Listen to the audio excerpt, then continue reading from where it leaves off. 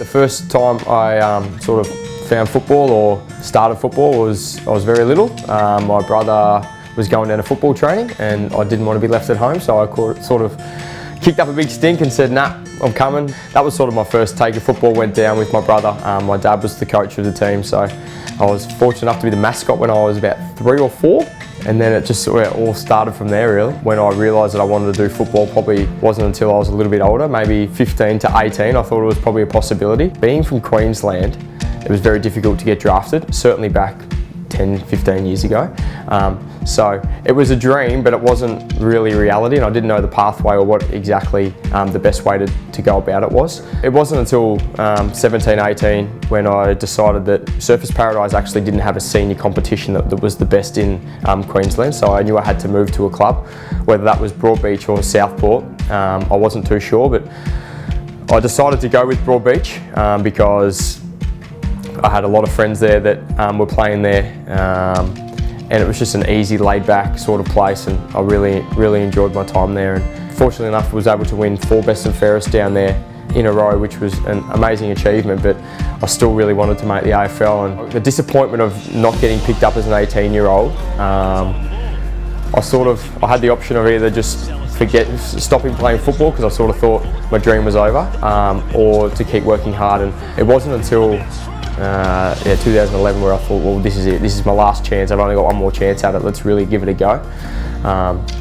And then was fortunate enough at the end of that year to get picked up from the Brisbane Lions. I was pretty scared, to be honest. I didn't really know what to expect, I didn't know how hard it was going to be. You're just a young kid sort of coming into the club.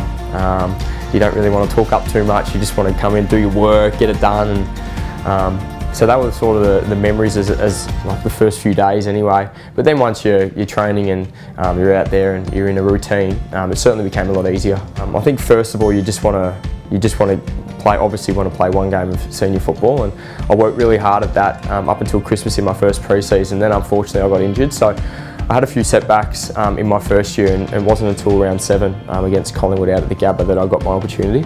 It's a great story of perseverance and persistence, and he's finally got to the number 15 Guernsey now to wear it tomorrow night. Thanks to Bossy and the coaching staff, my teammates, you guys are absolutely unbelievable.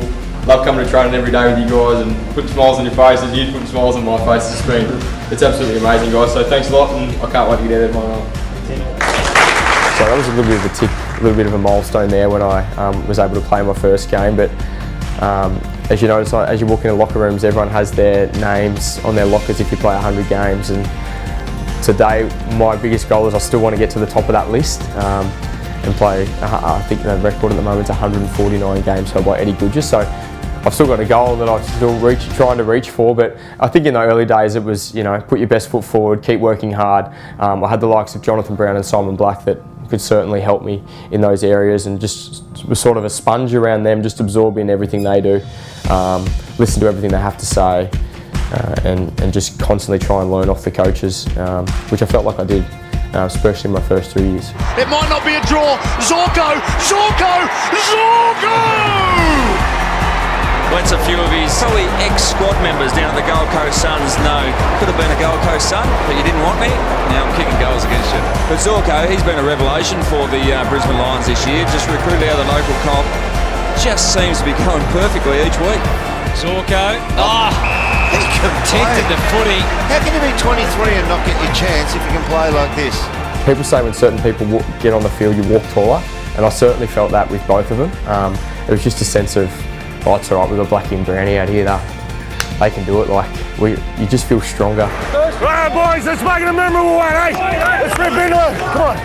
And I guess there's a sense of you don't really want to let them down, so you're always working harder and harder because you just know that you don't want them to, you never want to fail, but you just don't want to let those 2 guys down especially. So it was sort of a little bit of a, felt for me personally, it was like an expectation that I had to do well every time I took the field with Brownie and Blackie. I remember he's very enthusiastic. He come with a big reputation, 4 best and fairest at Broadbeach Footy Club, and I just loved his energy. His energy brought the group straight into it. I knew this kid was going to be a star. But obviously the Miracle on Grass is one of the most special games. To be down so far, but not actually feel that we were out of it, and then to be able to play the football that we did in the last quarter, and then for me personally to be involved in that last play, kicking it to Ash McGrath for him to then kick the goal. Yeah, it's certainly a game that I'll never forget. I don't think many people will. Pat full in the centre. We're down to 9 seconds. And it's a mark. He's got to get up, Adcock. Had to give to anybody. It's Zorko. Got a mark and he's got it. The milestone man. This is better than a fairy tale. You can't dream these scenarios. Ash McGrath comes in. It's on its way. It's there. The miracle on grass. Obviously met my lovely partner Kalinda, and we have a little 2-year-old son now, Lewis, so fatherhood's a little bit different than certainly just having to look after yourself. There's no doubt about that. So you want to kick the ball? We should kick the ball with Daddy. Come on, let's kick. Now kick the Daddy. Wow! Go! Yeah, Lewis is 2 years old. He loves his football. I'm trying to get a golf club in his hand at the moment, which is a little bit difficult, but he holds it back to front and reverse and everything like that. But wow! Go, go, go, go, go! Quick! Oh, yeah, Daddy, go! Holding the ball! Daddy, free kick! Quick, go, kick for goal, kick for goal, quick! Yeah, he's a really chirpy little fella, a little bit cheeky like his old man, I think, as well. But you know, if it's not golf, hopefully it's footy for him down in the long stretch. But I'll never push him, that's for sure. What's your shirt say? Hey? Rad like Dad. Is that me? It's not. Oh, I'm not. Am I not Dad? Yeah, you ready to go to the park? This is a bit different than the Veloster, isn't it? We're in your big car now, aren't we? In the Tucson. Say yeah. Big thumbs up. Big thumbs up. Yeah, good boy. Howie! Yeah, we're at the park. Where's your football? I think the best thing about having a young family is when you come to football, you're worried about football, but once you leave the doors of the football club, there's other responsibilities. It's picking your son up from daycare, cooking dinner for him, you know, really taking good care of him, looking after him. So, what do you say? Say please, Daddy? Please, Daddy. Okay. 3, 2, 1. Whee! Whee! I think it's a sort of a little bit of it's not downtime, but it certainly takes your mind away from the rigours of football and thinking about that 24/7. Well, the winner of the 2017 Club Champion Award is Dayne Zorko. Winning those awards are obviously great individual accolades, and I think that certainly reflects how hard you certainly do work. But obviously the number one goal that everyone wants to win is a premiership, and I'm certainly no different to that. If I could trade them all in, I absolutely would, because we play this game because it's a team game, and we love other people being successful. And yes, it's great winning those awards. It's certainly not the be-all and end-all, but I think they're just little reminders of actually how hard you have worked throughout your whole career. And to date, I guess those awards sort of show how hard I have worked, not only on field but off field as well, and becoming a captain of the football club now, which is an awesome achievement in itself. So although they're not the be-all and end-all, it's certainly nice to have those accolades to show how hard you worked. And on the other half-forward flank, representing the Brisbane Lions, Dayne Zorko. Dayne was a shining light in what was a challenging year for the Brisbane Lions. He finished as the only midfielder to rate elite for metres gained, goals and tackles, and justifiably rewarded with his first All-Australian. Yeah, becoming an All-Australian was, I guess, another one of those individual awards that no one expects to get, especially playing a team sport. But when they come along, it's certainly a reminder of how hard you have worked, and it's nice that the outside world absolutely recognises that. Dayne, congratulations. Not bad for a bloke who kept getting knocked back because he was too short. Yeah, too short, not quick enough. But that's just another opportunity to grow, and thankfully all the hard work, I get the opportunity to put this jacket on tonight. Brisbane hasn't been on the forefront of many people's minds over the last 5-6 years, so it's nice that myself and even Tom Rockliff, to date back a little bit, have had recognition in the outside world that we certainly are on the right path with individual accolades like that. But then playing in the All-Australian tour was amazing. To play with the players like Fife and Dangerfield, Sloane, Selwood, and learning what they do day in, day out, preparing for a game was really beneficial for me, and certainly information that I can bring back to the guys and tell them how the absolute elite do it. So it was a really good experience for me to be able to spend 10 days with them and live their lives a little bit. Shut down by Wingard. Zorko, clever, off the ground.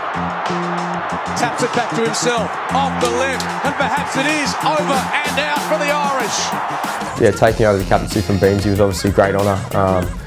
Probably not the circumstance I would have liked it, unfortunately, but Dayne's doing really well now, which is probably the main priority of the club and certainly of mine. When Fags let me know that I was going to take over the captaincy, it was certainly a very proud moment for myself. Certainly my pathway, as I've explained earlier, was a lot different than what an average 18-year-old potentially comes into the system and has. So I felt like I've worked really hard and worked not only on my game but my leadership skills and all parts of what makes up a career. So to get the tick of approval from Fags and the rest of the players was a special moment for myself. Zorko blasted around his body, exceptional. He is an absolute gun, playing the best footy of his career. Close to the ground, he's really powerful from the hips down, very fast, and he's quite skillful. So he's the barometer for the Brisbane Lions. Adds a lot to the leadership group. Zorko! There's one for the highlights reel. Advantage paid. Zorko takes it, and Zorko bounces it through. What about this turnaround? Enough to get out of trouble, but then he just gives it straight up. This will end the drought, and Zorko bangs it through. I've had a lot of captains since I've been at the football club, so I think along the way I've been able to pick up little bits and pieces of what every captain has done or tried to do, and then obviously you want to add your own little twist to that as well. So yeah, I've spoken to Tom Rockcliffe, Dane Beams, Brownie obviously, and Blackie. So now we've obviously got Hodgie as well. So it's great to have him to mentor me in some respects. I mean, he's won 4 premierships, captained the club for 8 or 9 years. So certainly great little tools that I can pick their brains and obviously always want to improve my leadership skills. What I've seen from Dayne Zorko, I've seen an individual that's grown enormously in the 2 years, or the nearly 2 years that I've been here. He's enormously invested in our club. He's a proud, Queenslander, proud Brisbane Lions player, and is chasing success really hard, and I think as a result of that he's heavily invested in making us better. He's gone from a good player to an All-Australian player. This year he's developed to being a targeted player, where he's been tagged and he's working his way through. His numbers are still really strong, but importantly for me, his contribution off the field has just continued to flourish and develop. His voice has become just so sound and resolute in the direction that we want to go. It's been a pleasure to watch him grow as an individual in our environment. First time emergency this week? Stuff, good man. Yes, Ducky. Yeah, lovely kick, mate. He's obviously enthusiastic in the training paddock, but now he's been able to translate that to games on a consistent basis, and just feel whenever the Lions need a lift or they get a lift, usually Zorko's at the heart of it. And he's a great teammate, Zorks. I know the players love playing with him. I love playing with him, and I know they love following him now. He leads by example first and foremost, and hopefully he can lead the Lions back to finals very soon. Yes, mate, pop. You Bing! Or even if you want to go to the back, because me and Hugh are coming in this way, so you probably can go to the back. Electricity here, electricity, come on! I just want everyone to feel like they've got a voice and an opinion, and not to discourage anyone's actual voice. I think it's really important that you listen to what everyone has to say. There's a lot of minds in a football club, and it's really important that you give everyone the opportunity to at least talk and listen to what they have to say, because majority of the time not everyone's thinking on the same wavelength, so it's really important that you take and accumulate all the information that you can get. Here we go. Yes, go!